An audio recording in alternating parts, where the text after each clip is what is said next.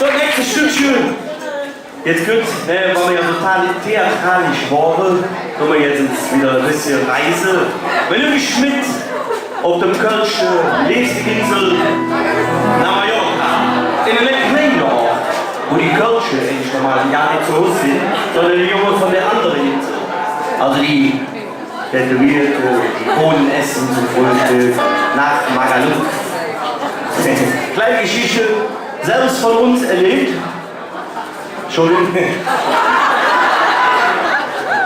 Tut mir leid, ich musste dich jetzt aus. So, nächstes Stückchen, Weg Mediterran, ihr könnt mitkommen.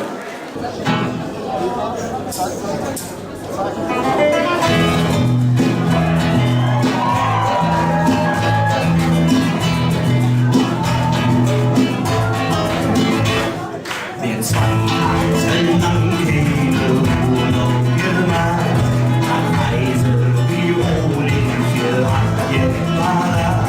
das ist neue Heimweg zu Saalen zu uns, jetzt schönes Sardinien. Magaluf, Inselparadies am alten Strand, Sonne um eine junge Wiese, das schöne Nächte Hand in Hand. Magaluf,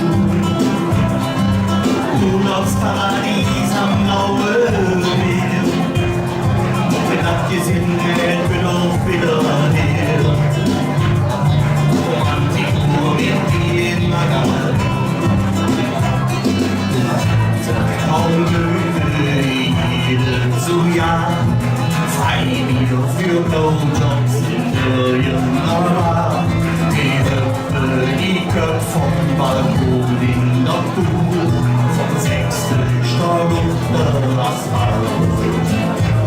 Stadtraumküste, Trauma am Berg, Marlena, dann leuchtet sich über mir. Der Ballermann, da jährlich Spirnatz für Bands, die Wirklichkeit und ich rein.